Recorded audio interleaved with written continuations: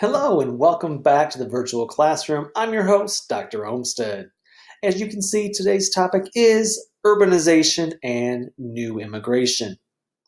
Now, before we begin, as always, take a moment, hit pause on your video, jot down that lecture outline to the right, and pay particular attention to those keywords right there at the left.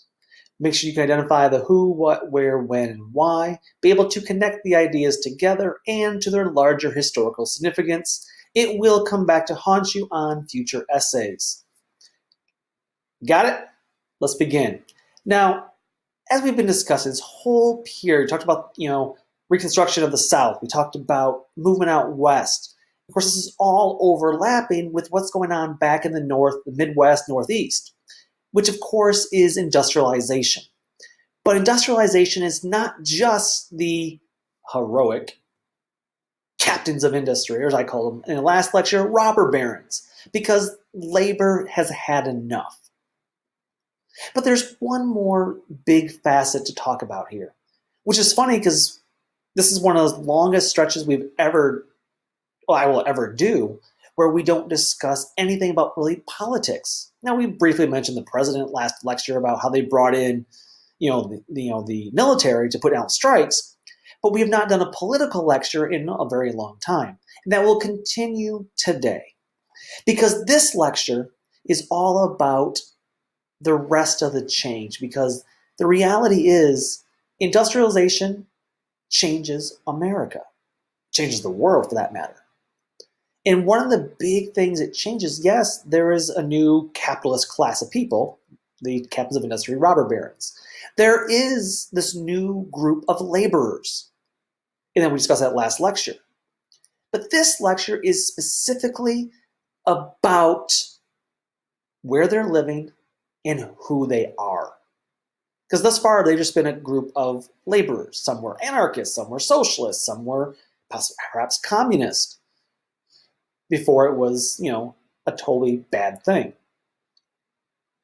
Remember, all of this stuff is very interconnected.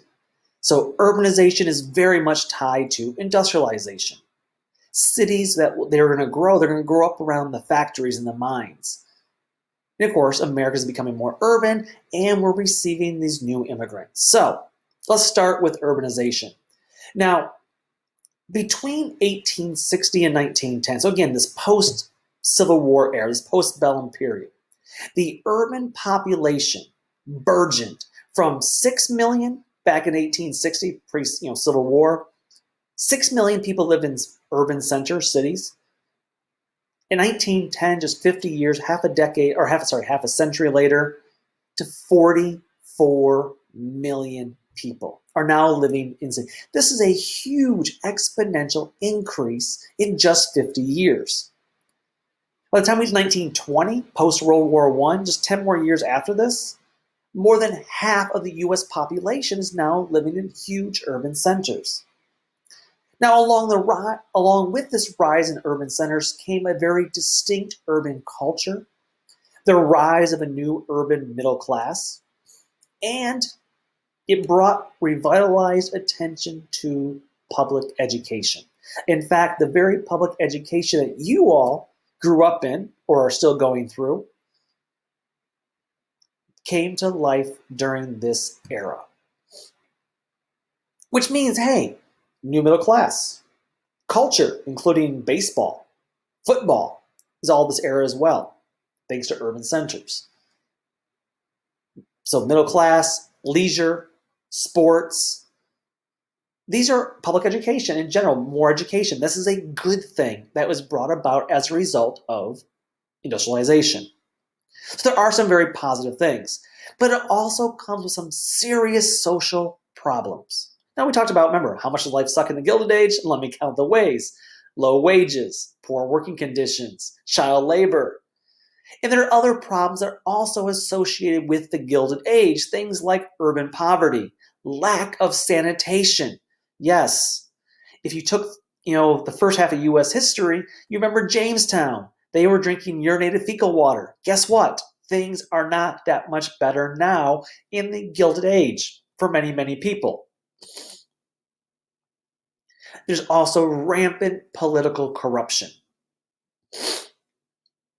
So we're talking about all of these things and more in the next about an hour. So cities are sprouting up everywhere in the late 19th century. Yes, we're spreading westward. We're talking about the frontier, the westward lecture. However, much of America's move westward was also an urban movement. As they moved out west, boom towns began to spring up out west. Places like San Francisco, Los Angeles, Seattle. They all grew up around mines, grew up around railroad centers. Denver became a mining town and became a major metropolitan city. But not just the West, Midwest, Minneapolis, St. Paul, Omaha, Kansas City. In the South, Durham, Birmingham. These became tobacco and iron centers. And of course, Houston. The big oil boom with Spindletop. It started originally with cotton and cattle, grew to oil, and of course nowadays it's in medicine. But here's the thing. Much like the rhetoric, the mythology of moving west, there was a mythology of moving to the city.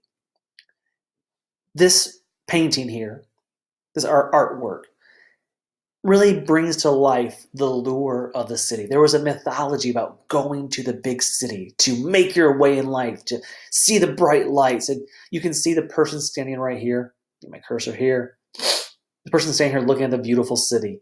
And of course, it is oozing electric lights. It's a beacon of hope, of brightness, of light in the dark world. Think about back to that old picture of Manifest Destiny, right? You're moving the light into the darkness. Well, in this case, this person's leaving the darkness of the rural areas and traveling into the light. This people, especially youth, they're not so unlike you all today. If they had to be forced to grow up in the cow pens of the countryside, they were sick and tired and lonely of the country life. They were sick of working on the farms and spending half their day milking the cows and chasing the chickens around. The city was something new. It was something exciting. It offered fancy electric lights, streetcars, telephones, entertainment, amusement. And it began to lure thousands and millions of young people out of the farms, out of the countryside, into the urban centers in the search of new opportunity and personal freedom. The city itself came to symbolize freedom, hope, and opportunity, a chance at the American dream. And again, what a change from the first half of U.S. history where Jefferson's vision of the small agrarian farmer. No. Post-Civil War, post-bellum period, the new hope of the American dream is the city, not the agrarian life. Now, cities will grow two ways. They will grow both vertically and horizontally. Many cities began installing mass transit cars, such as the trolley cars. And of course, the first place you think of is San Francisco, right? But you see that picture on the right there, the idea of San Francisco trolley cars. And so they are able to expand horizontally and sprawl. But this is not just a West Coast thing. Back on the East Coast, this is the era in which subways are developed and invented. And so places like New York and Boston are able to grow outward as much as they are to grow upward. And so what does this horizontal sprawl growth look like? Well, this is really important. There's no cars yet. But the streetcars and mass transportation allowed some people to leave the inner city, leave the city. And usually these are your middle class people, right? These are people with some skill or some manager type positions because these factories require some skill or a few skilled workers and management people. And these are workers who are able to now pay a little more money to leave the city because the housing out there was not more expensive. But the point was you had to get to work in the morning in the cities. And therefore you had to pay for transportation. Whereas most people lived in the inner city, they could just walk to work every day, no big deal. This was the kind of the glory, the idea of the city. It's a lot cheaper because you can walk to work.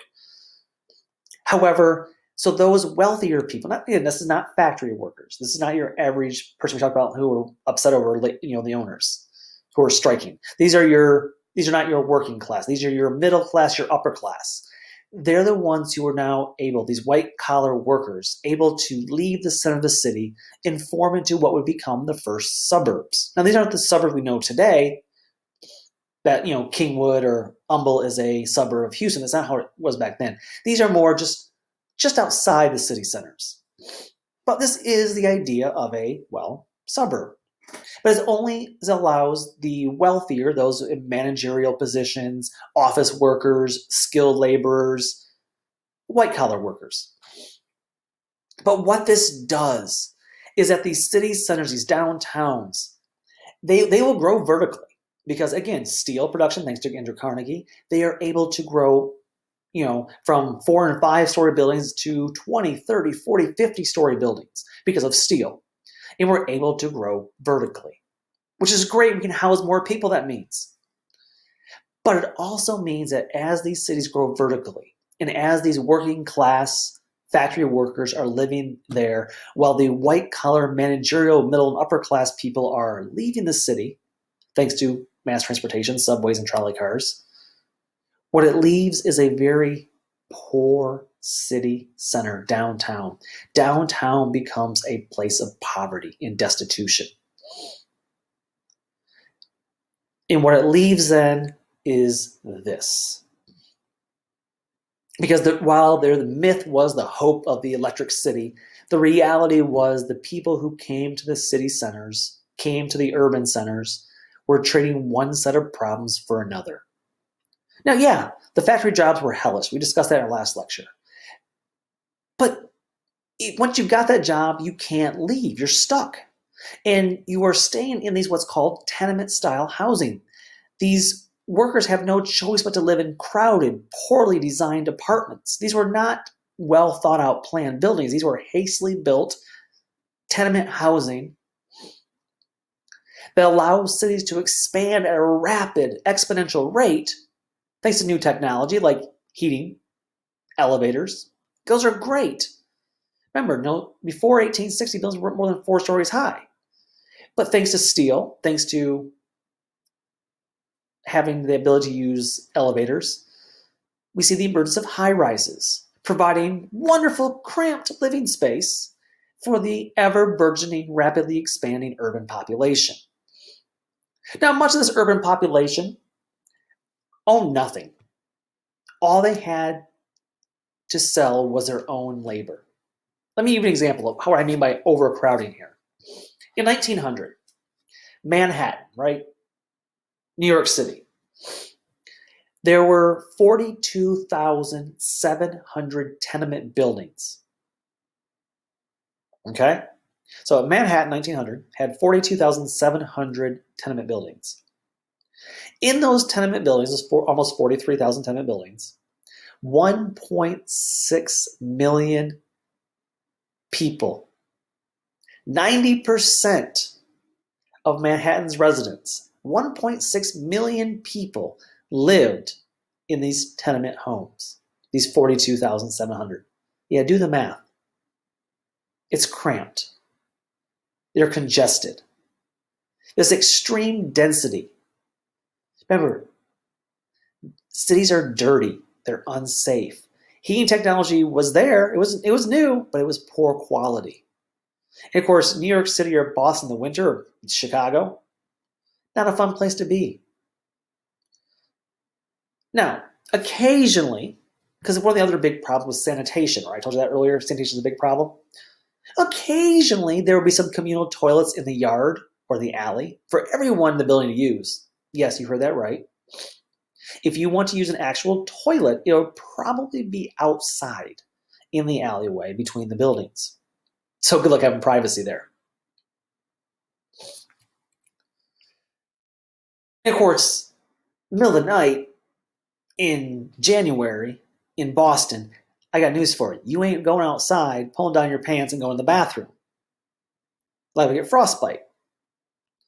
Which means you're going into what's called a chamber pot. Little chair in the corner, got a little pot below it, just pop a squat, and go to the bathroom, do your business. Next morning, take that bucket and dump it out the window because nobody's going to walk down 14 flights of stairs to take that dirty, smelly chamber pot out. Just throw it out the window. Yep, someone might be saying below. I understand that. Yep.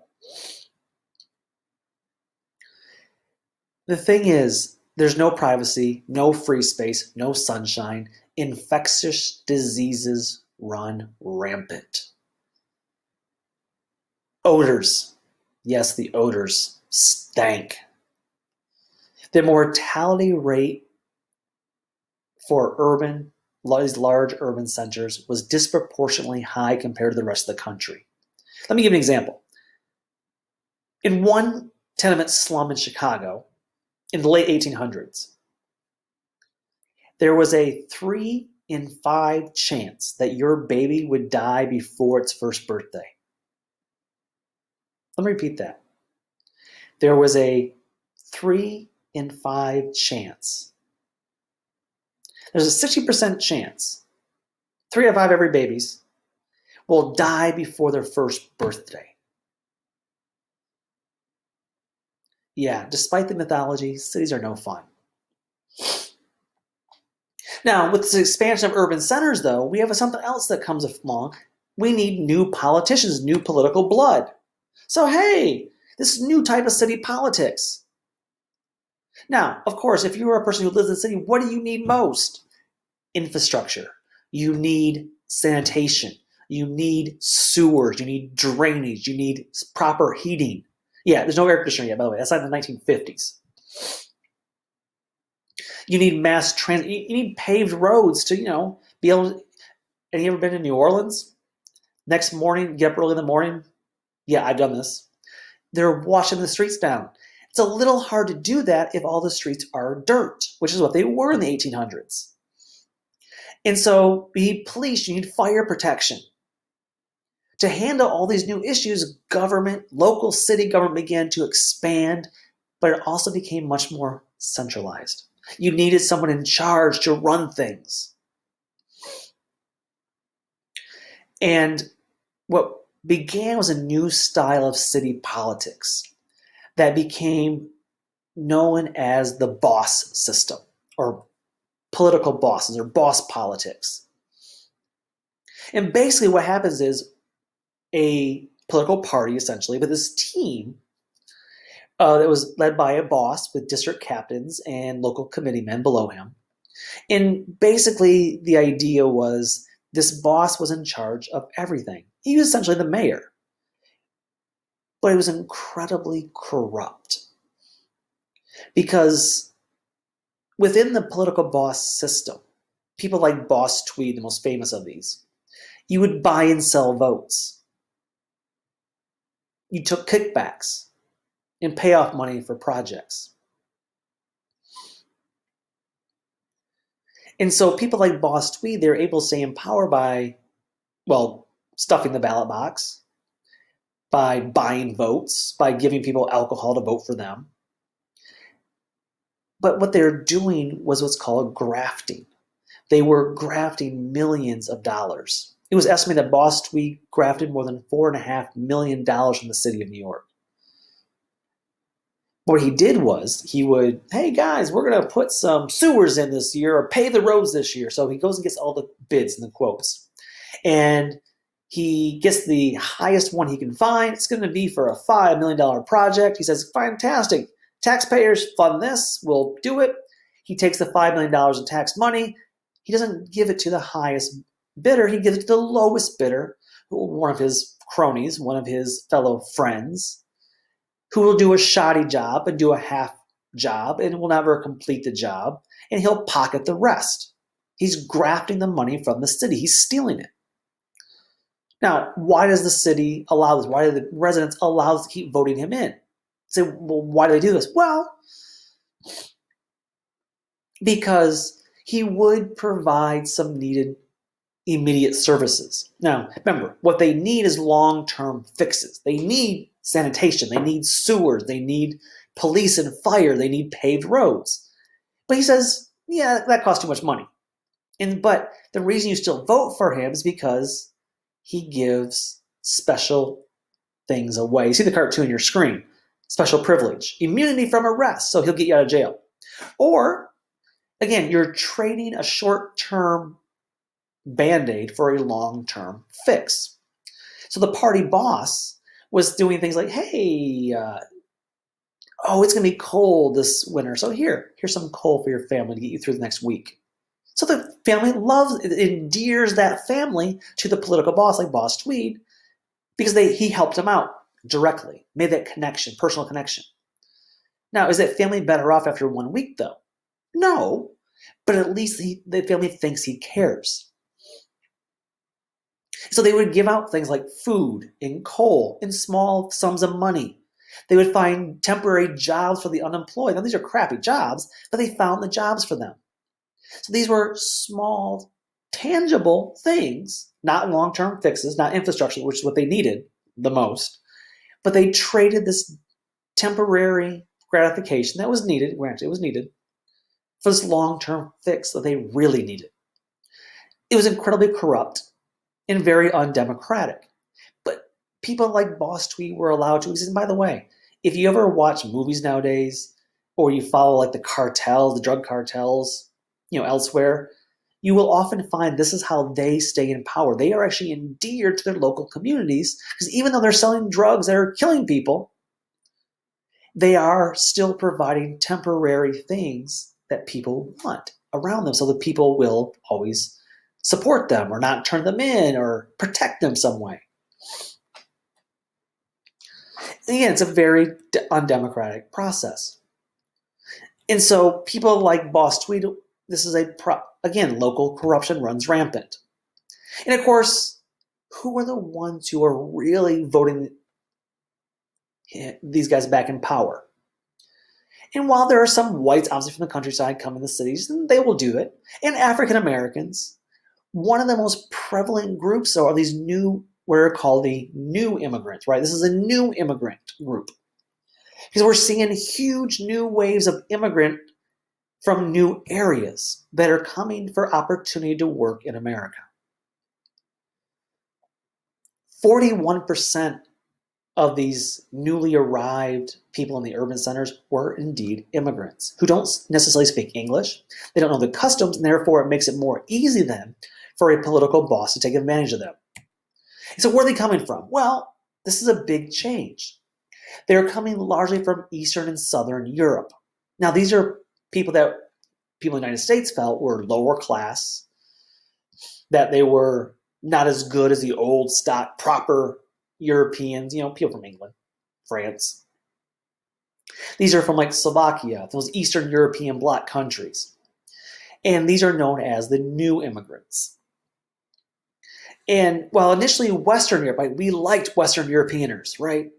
But increasingly it was these Southern and Eastern Europeans, people from Poland, Italy, Ireland, Russia, Greece. And these are become known as these new immigrants. They're fleeing famine, poverty, religious and political persecution, and they are being pulled to America, lured to America by the promise of jobs. American industries went out of their way to recruit them because they are going to work for a cheaper wage, hourly wage, than the average American even would. It drives down the cost of labor. And big businesses love this. It's a godsend to big businesses. Now you see the stat on your screen. Just after the Civil War, 1965, the immigration stood around 3 million. By the time we get to the first decade of the 20th century, we're now at 9 million immigrants. This is a threefold increase. And again, just a less than 50-year period.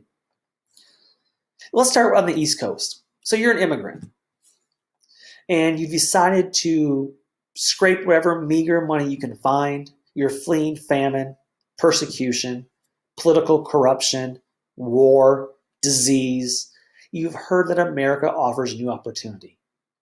And so you're going to jump on a ship that will take weeks or maybe even months after you travel across the land to get to the ocean. And you flee, and your first sight you think you're going to see, of course, is the Statue of Liberty. Give me you're tired, you're poor, you're huddled masses yearning to be free. But instead, as you see that glimmering hope of the Statue of Liberty in your view coming aboard that ship, you suddenly take a sharp turn and head toward Ellis Island. This becomes your first entry point into the United States. Now, this is the place, first of all, it opened in 1892. By the early 1900s, this processing center, that's what they were a processing center. They were not a welcome mat. This is not a welcome center, this is a processing center.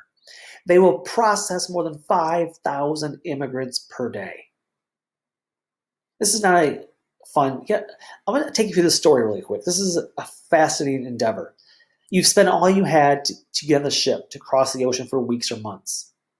You're packed like sardines. Now, this is not like a slave ship, but you're packed like sardines. You've probably had very little sunlight. And then you get there and you step off the boat onto the dock at Ellis Island. You see a picture there. And the first thing they do is they take away your bags. You can't have your luggage with you. You might get it back, and they're going to go through customs though. So you might get it back, you might not. But then you go to, so here's a picture of them arriving. Again, hopeful, glimmering. They've survived the journey. But then they enter into this. And the first thing that they do after they've been taken with their bag, they enter in the Ellis Island building. And customs immigration officials, the first thing they do is called the 6-second exam. And because the idea is supposed to take 6 seconds long to do it. And basically what they're looking for is any obvious diseases. So they want to check you immediately. Okay, are you sick? And if you are sick, is it something that's, okay, you had a cold, allergies, or is it something you're bringing the Osaka flu, or you're bringing, I don't know, COVID-19, or back then, syphilis. You're going to bring, cholera. You're bringing something that can actually spread and cause widespread sickness in the building or in the city. So they begin, as you go through the 6-second exam, then they give you a check mark. So you see the chalk markers here, and each chalk mark had a different connotation, right? It meant something different. And so for the check mark, an immigrant might mean that you are sick. It might mean that you are fine. It might mean you have a horrible, horrific communicable disease and you need to be quarantined immediately. Or it might mean that, hey, we might want to check out your mental capability here because we're not quite sure you're mentally competent. Maybe you're crazy. Maybe you're a sociopath. And of course, if you had a dangerous disease or significant mental instability, you'd be immediately turned around, thrown back on that ship, and shipped back to your home country, well, at least back to Europe. And so then after the 6-second exam, they begin to use probing questions, known as the mental competency exam. They begin to ask you things like, hey, do you have any money? Do you have a job lined up so you can support yourself? Are you an anarchist? Are you a communist? Are you a polygamist? No, I'm sorry. These last 3 questions are kind of illegal because there's nothing illegal about being an anarchist or a socialist or a communist. There never was, and there still is not. They would, of course, search for any handicap or infectious diseases. But they're not just worried about physical cleanliness. They're worried about moral cleanliness. Again, the anarchist question, right? Polygamous question. You also see there's one more thing they're just starting to look for. What we see at Ellis Island in the 1890s was the medicalization of homosexuality. Or, to put it a different way, the classification of homosexuality as a mental disorder. Now, prior to the late 1800s, homosexuality had certainly existed. Obviously, it existed in the beginning of time, right? But up until this late 1800s period, homosexuality was thought of as an act. It was something that someone did. Maybe a sailor who's been on the sea for 3 or 4 months gave into a urge and committed an act of homosexual sex. Right? That could happen, right? That's an act. The difference is in the late 1800s, and you start seeing it here, this medicalization of homosexuality here at Ellis Island. Homosexuality became an identity. It was who you were. And it was a moral, depraved corruption of the human body. And so In the late 19th century, the US government began taking a special interest in regulating the so-called sexual deviance. And so inspectors here at Ellis Island were very worried about sexual nonconformity.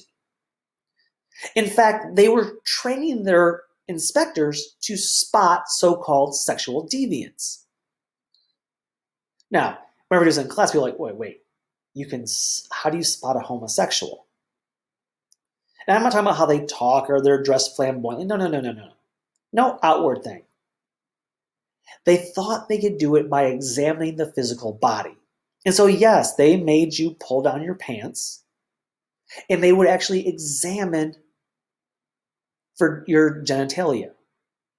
And the idea was, there was more, say, overt things. So if a male was exhibiting some feminine physical characteristics, again, this may be because they loved lotion, but it also just might be the way their body's designed. Then, if a man had some feminine characteristics or a female had manly characteristics, they might be homosexual. And then they would look again at your genitalia. If you had what they called a defective genitalia, you would be shipped back because you were probably a homosexual or some other type of pervert. So the idea then was that, if you were engaged in homosexual sex, your genitalia would be, defective, scarred, something defective about it. And of course, if you were found to be homosexual, you were shipped back. This is the criminalization, the medicalization, or the criminalization through medicalization of homosexuality that will continue for the next almost 100 years. Now, if you were marked go back to the chalk part.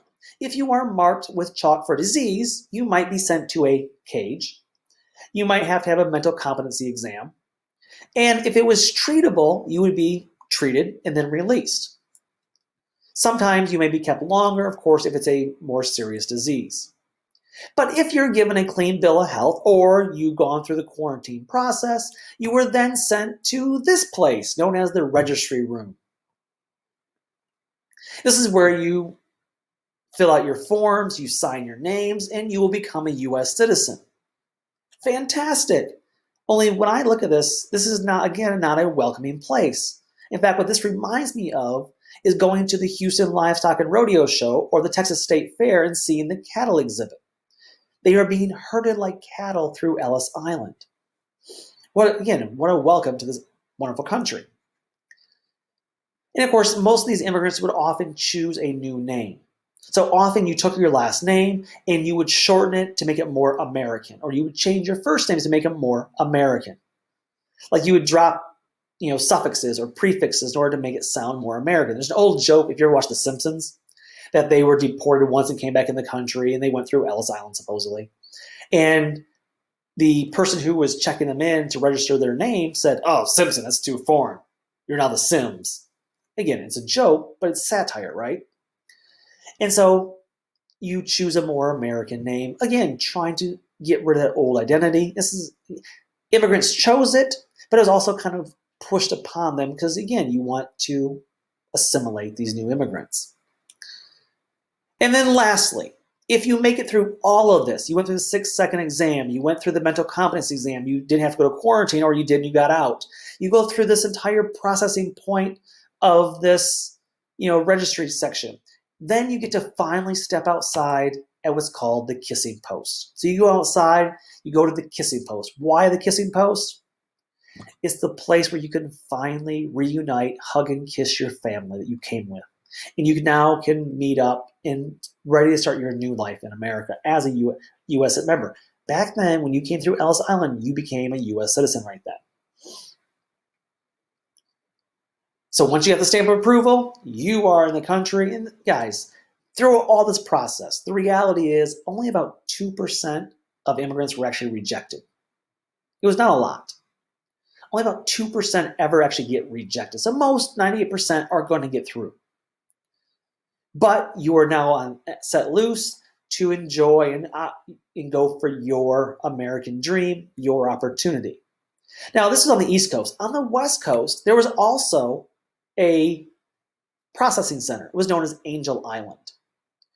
And right off the San Francisco Bay, there's an island known as Angel Island.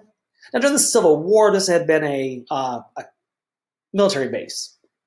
But in the early 20th century, it would become an immigration processing center.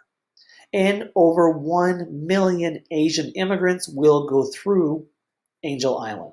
Now, the process itself is very similar to Ellis Island. It's a very similar process. Again, all the steps are the same, basically. Medical exams, but there is one big difference.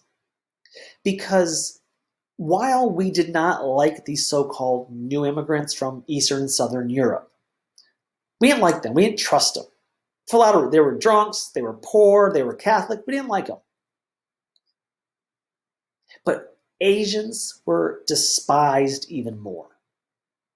And therefore, while the process, the leave your luggage, 6-second exam, mental competency exam, quarantine possibly, all that was the same.